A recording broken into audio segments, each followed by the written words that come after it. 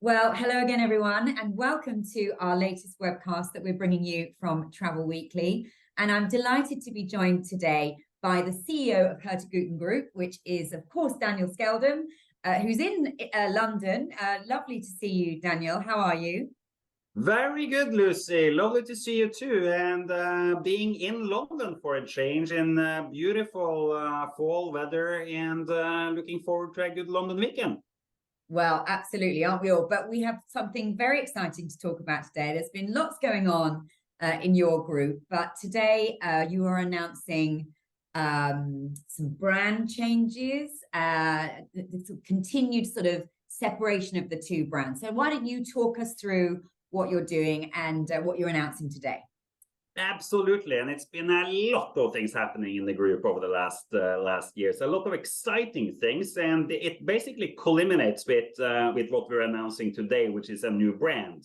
Yeah. Hurtigruten Group consists of three main businesses. It's the Hurtigruten Expeditions unit, doing expedition cruises on 7 ships to all over the world, from Galapagos to Antarctica to the Arctic. It's Hurtigruten Norway, the coastal voyage, the world famous coastal voyage, being done on 8 ships. And it's Hurtigruten Svalbard, hotels, restaurants on Svalbard. And we also own 25% in a company in Ecuador called Metropolitan Touring, which we're really, really good partners with. So the group has grown a lot since we were just a coastal voyage back in the days. Well, that's how I was first introduced to you. I mean, I'm long in the tooth, but that's what I remember. But you're absolutely right; it's transformed, and obviously, what you're announcing today, I guess, is to make sure people really realize the scale and the differences in your products. Exactly, that's the reason. Because our challenge over the last years has been that the expedition fleet has grown a lot, but people still refer to us as only Hurtigruten.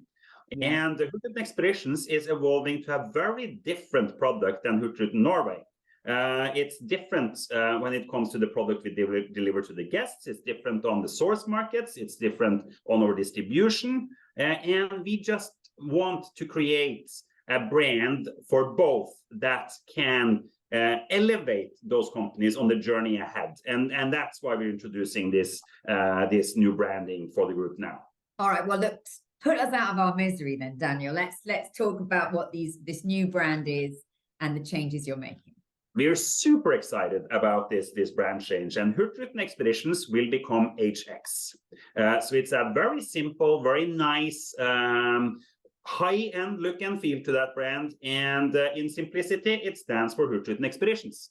So we're not like we're moving very, very far away from where we are, but we want something new to represent this company. And it's also the reason why we wanted to keep it close to what we've been known for is that we have a very rich heritage going back to 1896 with the first expedition cruises going up to Svalbard. So we want to keep that legacy intact in the brand. Hurtigruten Norway goes back to becoming Hurtigruten. Yeah. So a massive change on that side, but that change, cleaning it up, Hurtigruten Norway to Hurtigruten and Hurtigruten Expedition to HX, that really helps us with telling a consistent brand story on both of these two different companies that are going to evolve from where they are today in the future. I wish we could all say Hurtigruten like you do. You must hate it that we kind of say it in this really English way, but no, I don't. I've become used to it, and you know, you say it in a very, very good way, Lucy. I've heard of far worse ways of saying all right. it. Thank God for that. All right. So can we just talk to you about one at a time then? Let's talk about HX because you've got a new team in place there, and then you just mentioned there that there are these differences, obviously around distribution. I guess the markets, the customer base. How you communicate. So can we just talk about what the plans are there across all those different sort of factors? So that's a very good question, Lucy. And HX will focus on the key markets being UK, Germany, US, and Asia Pacific. So those will be the most important markets for HX going forward. It's a very small percentage of the guests that will come from the Nordics for this product. Right. Also, historically, the group has been 50-50 distribution between B2C and B2B. HX will move in the direction of a much closer relationship to travel advisors and travel agents. So we can expect to see HX go from the 50-50 average today up to 60-70% from the travel trade. So that means that we need to reach out to really embrace all the partnerships we have. We also plan to increase the amount of partnerships, bringing in new partners. And we also going to improve the terms and conditions we offer our partners in the travel trade for this product. The problem for us as a group in the past has been that we've had an overarching model that's been adapted to fit everything we did. Now we're going into a specialized model where we can have a TNC model that works for HX and works for our partners that are going to sell these products. Okay, so it's no longer a one size fits all, basically. You're going to have a specific, and when you say terms and conditions, are we talking everything from, you know, commercial relationships and commission and things like that? Yes, that's what we're speaking about. So commercial relationships, we want to incentivize the ones who can sell the most. We want to have more partners who can sell more over voyages, and also partners who are new to expedition cruising, because it's a fantastic segment of the cruising space that we want to introduce to more guests with the help of the travel advisors. And it also involves a much closer cooperation with fan trips, with offering the opportunity to see our products, and also it will involve the commission in essence. So we're looking at all that. If they're going to sell this, they will be rewarded well for doing so. That's what we have as our ambition. So I hope that we'll see a change coming in that. We'll also split the teams. So we now in the UK have two separate commercial teams working for HX and working for Hurtigruten, and that will approach the partners, which is right for the two products. Daniel Skjeldam is leading the HX direction and has already been out speaking to a lot of new partners and existing partners in order to explain what we're doing. And the transition on brand will happen over time. We announce it next week, so our partners can have time to absorb it. It will start to come into the commercial space in end of December in front of the wave season. And then we will expand on it from then and start to bring it in much wider range than we do at the announcement on Tuesday. Okay. And I want a couple of questions there. When you said Nathaniel is, everyone will probably know Nathaniel, he was obviously former P&O. You also made an announcement about Alex White. So what's Alex's role then? So Alex's role is Chief Commercial Officer for Hurtigruten Expeditions, or HX. So he are looking after the entire commercial space in all our markets. And Nathaniel is UK and Nordics. Okay, all right. So he will be going out, obviously talking to lots of different agents. And you mentioned there that you want to bring on new partners. So are you looking that this is not just your kind of traditional cruise agent, but you'll be looking beyond that to, I guess, people that have sold safaris or, you know, bucket list experience? You're probably looking for a different type of agent, are you? Yes, I think that's a very valid point, Lucy, because what we see with our guest base is that, first of all, when we get the very experienced cruiser on board our ship, that has been on tens, even more, of cruises, they will say, wow, I didn't know expedition cruising was this great. If I'd known, I'd started doing it before. So it fits as a glove for the traditional cruise lover. Yeah. But also when we get customers on board who's never been on a cruise before, who didn't want to take a cruise before, they will say, wow, this is great. So we see this product fits both parts of the travel space. And that's why we want to onboard also travel partners who's not historically sold a lot of cruises, but they can very well be very good partners on expedition cruises. Right. And I must ask you, because you mentioned that expedition cruising is so exciting, but it's also getting quite crowded. You know, a lot of people have recognized that this is a growth area.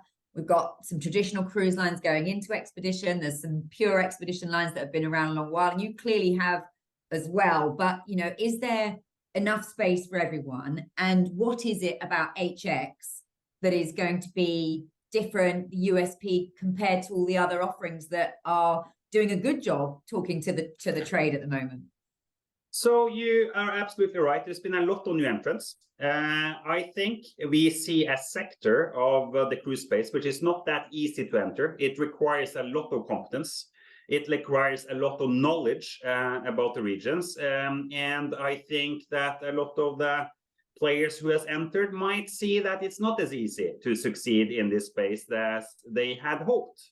I think the ones who's going to succeed in this segment are the ones who are dedicated to it, who are specialized on it, who don't just happen to send a butler service ship down to Antarctica because it happens to be Antarctica. It is peers in the industry who are delivering super good.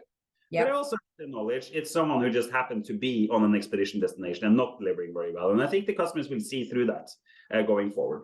One of our key USPs on Hurtigruten Expeditions or HX going forward is that we know the areas. We've done expeditions since 1896. This is what we live and breathe since we started doing this in 1896. It is an expedition. It's a high-end product delivery, but also it's about understanding the destination we sail to. It's about delivering knowledge. We are the only ones who do science on board our ships. We have science centers on all the Hurtigruten Expedition ships with scientists, hospitants on board. And our food and beverage offering, it's also there to strengthen the feeling of the region that you're in. So when we sail to Antarctica, we don't just send containers filled with frozen food from wherever of the world. We actually source 75% of what we serve the guests, not in Antarctica, because that's not going to be a nice thing to do, but we source it in South America from our home ports in Ushuaia and Punta Arenas. That's the same as we do when we're on Greenland or in the Northwest Passage or on the coast of Norway. We source locally, which is a great thing for the guests, but it's also very important that the cruise industry starts to deliver value in the regions that we sail to. And that's what we want to be all about. We want to be received as friends when we come into a community on Greenland or on the Norwegian coast, not as an intruder. And I think our guests will really recognize that we're seen as a friend when we arrive. And that is unfortunately not the case for all the companies. And lastly, sustainability. We invested hundreds and hundreds of £1 million in sustainable green solution for our ships. We aren't saying, yeah, sure, everyone, we'll do it in 2060. We're doing it now. We're retrofitting our older ships with batteries. We are experimenting with biodiesel. We are bringing these solutions online. We are removing single-use plastic, or we have removed it across our fleet in 2018. Yeah. So these are things that are important for guests when they travel to these very, very sensitive and delicate destinations. Yeah.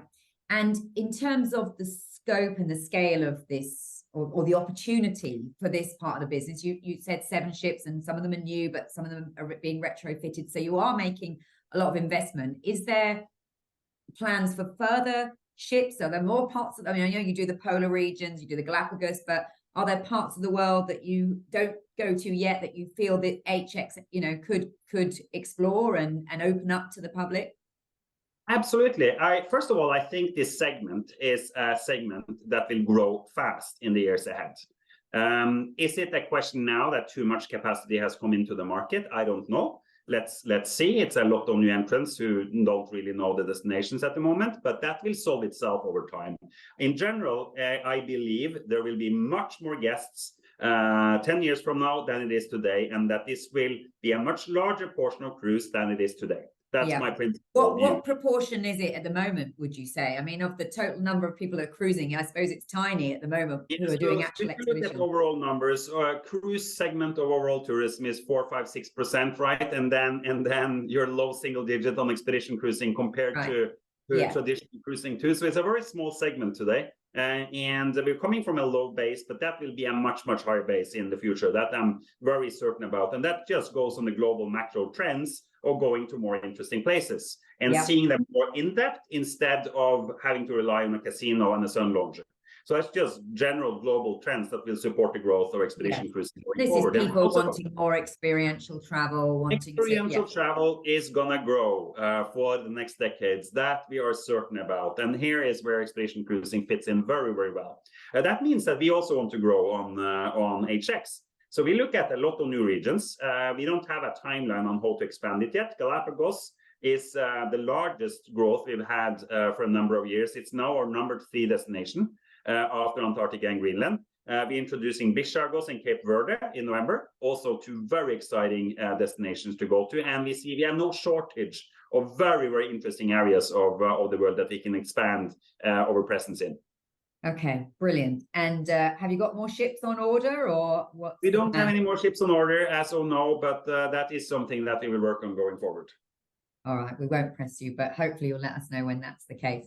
All Absolutely. right, I'm conscious we mustn't forget the other side of the business. I could ask you so much more about Expedition because it is very interesting. But let's shine a light on Hurtigruten, which is the new name now for the coastal side of the business, which perhaps agents know a bit more about. But this is not to be forgotten. You've still got a lot of ships there, and it's still something you want to really push. Absolutely, and we've developed Hurtigruten on the coast of Norway massively over the last decades. For people who used to be on board in the early 2000s, it's not recognizable on the quality level of the food and beverage, quality level of the ships that has all been refurbished, quality level of the excursions that you do from the ship, and this is the best way to have an in-depth view of the Norwegian coastline. There is no other travel product that compares. So we've expanded on that over the last years, and one of the most exciting additions to the 7 ships sailing the route on the Norwegian coast are Svalbard Express and North Cape Express. And that's a fully commercial offering that brings freight to all these communities, but don't have any local transport on board. So it's a cruise product with freight. And I was on board the Svalbard Express last week from Longyearbyen on Svalbard via New Ålesund to the mainland of Norway. And wow, what a product. So this is an iconic product. And can you imagine you're on board a ship that brings fresh produce and freight to the northernmost community on the planet?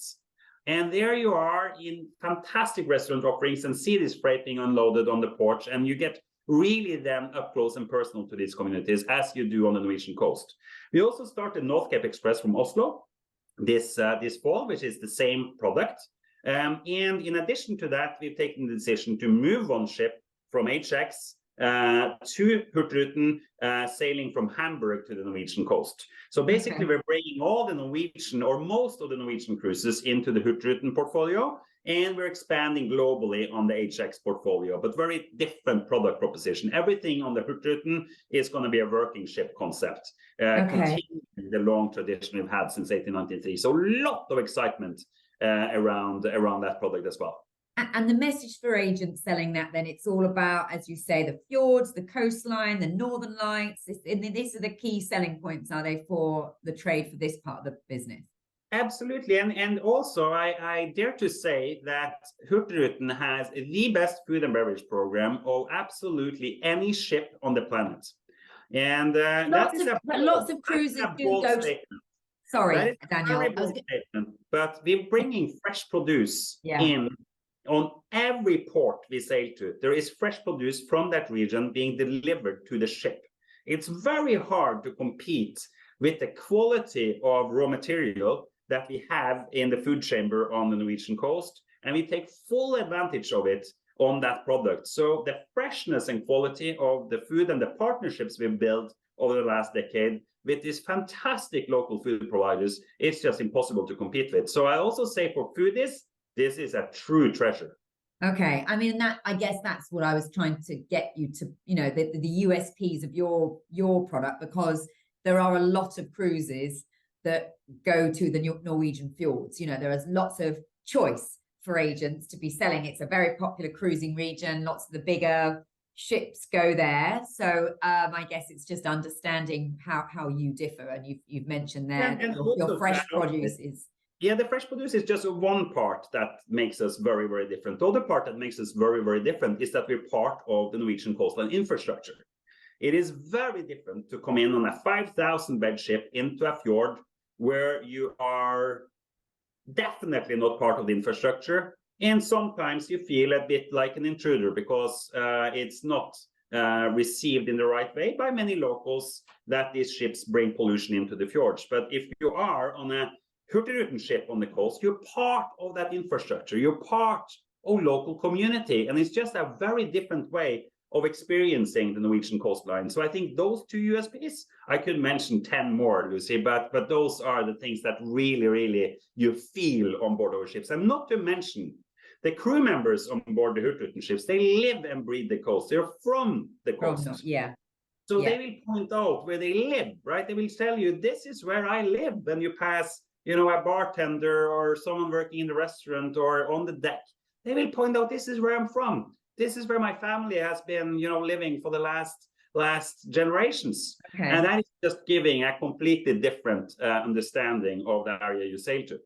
Yeah, absolutely. And then you talked, then let's just talk about the distribution for this product, because you said it's traditionally been 50-50 B2C and trade, and obviously with HX you see that changing, but do you think this will stay the same 50-50 split for Hurtigruten? I expect Hurtigruten will stay about the same 50-50 split, but there is also pockets of travel advisors which haven't reached out to in the UK market that also the Hurtigruten team will strengthen the dialogue with going forward. But Hurtigruten will probably stay in the same vicinity as it is today. Okay, all right. But in terms of commercial terms, or that you were mentioning that you're going to be putting in place these new ones for the expedition side of the business, will you be doing something? Will you be changing anything for Hurtigruten, or will that stay the same? We will make it more purpose-built, because the challenge for the group over the past years has been that we've had T's and C's that should try to cover everything.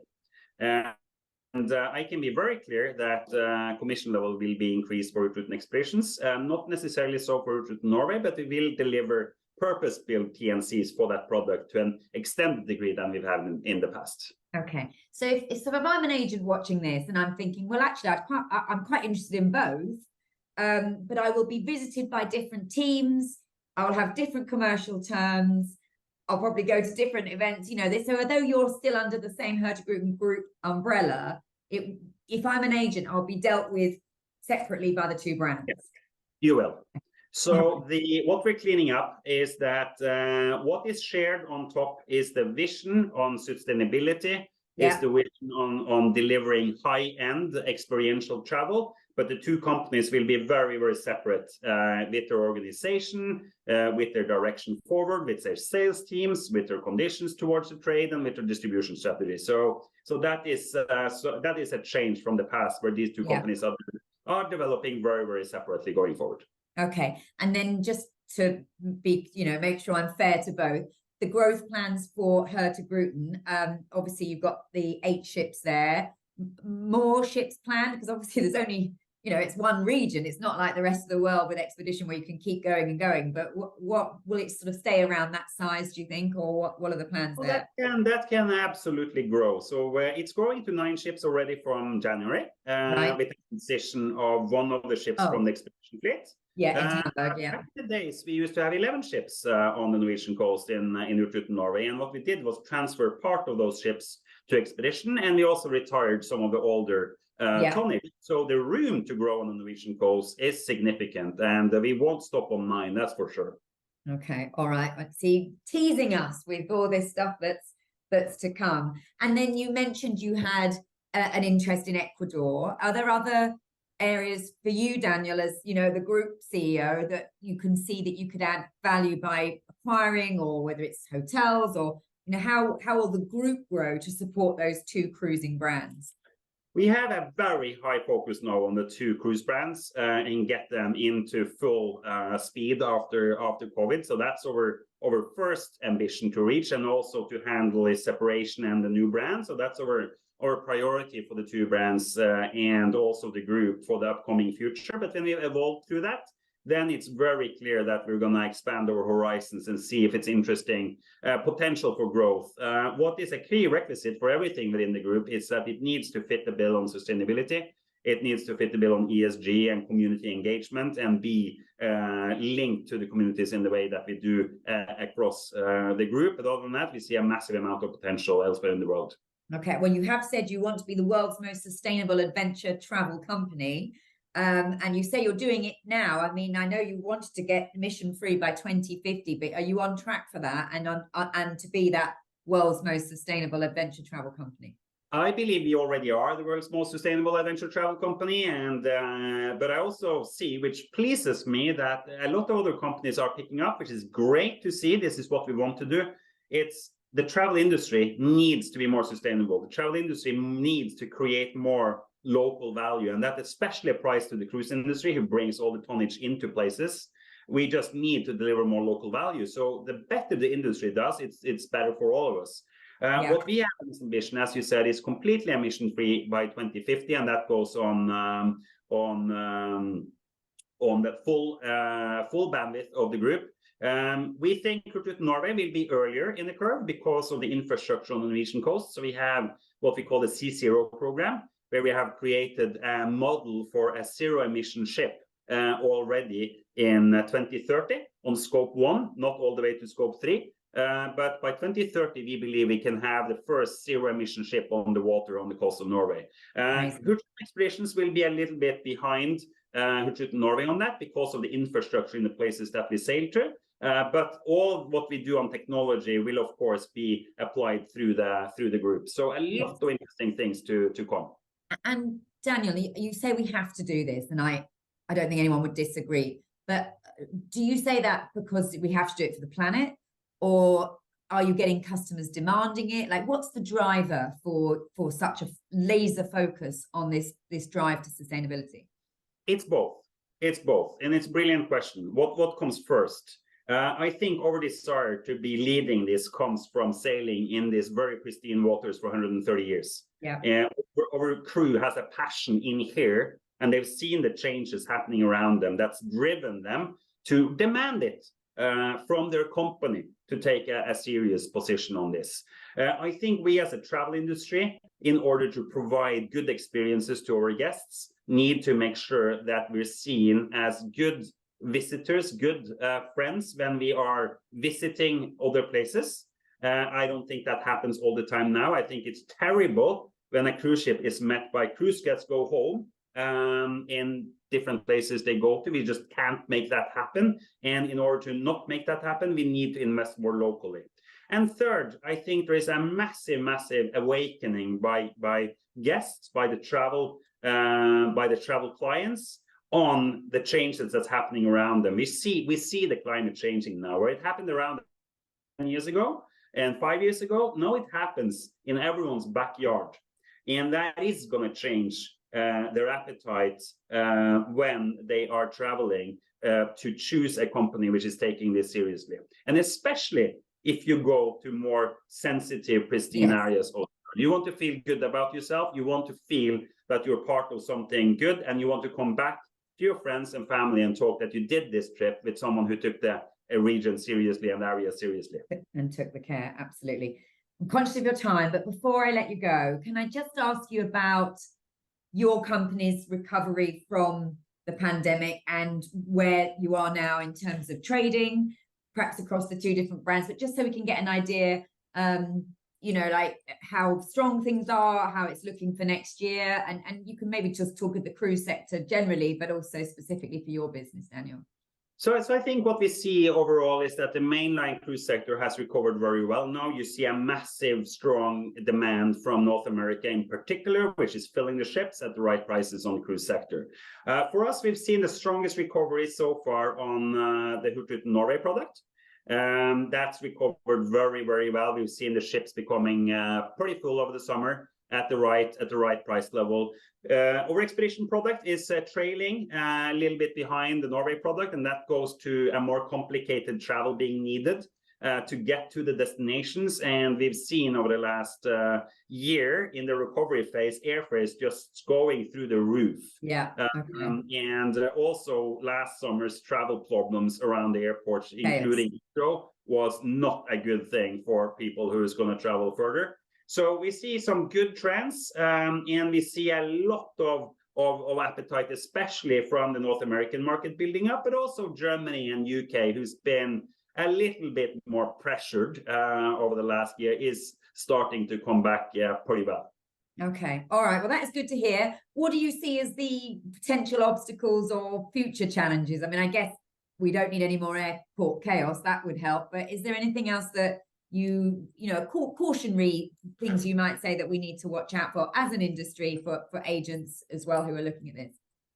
I think everyone now is in a mode where traveling is normalized again after these very, very difficult years, which I think everyone is happy about. It's been a nightmare to predict demand over the last years because it's been changing dramatically from quarter to quarter to quarter. So I think everyone is very happy that things are starting to come back to normal. And I think that's also what I see in the glass bowl going forward. Things are going back to more normal demand patterns. What I do think will happen is that there will be a strong desire going forward to go to more unique places, to go to more off the beaten path type destinations, built by curiosity. For these destinations. So that's definitely a strong macro trend I predict will stay with us for a long time. Okay. All right. Well, you're perfectly set for that then, aren't you, with your two businesses, which are now under these new brands, which we will get used to saying, HX for the expedition side and Hurtigruten for the Norwegian coastal voyages. But we wish you all the best, Daniel, and thank you so much for coming on and explaining it all and giving us your views on the future and the market and for agents. I think it'd be really helpful. So thank you ever so much. Thank you so much, Lucy. All right, and I'll see you soon. Now you're in London. Yes, let's do that. Let's make that happen. I'm definitely up for it. Okay. All right. Thank you, Daniel. See you soon.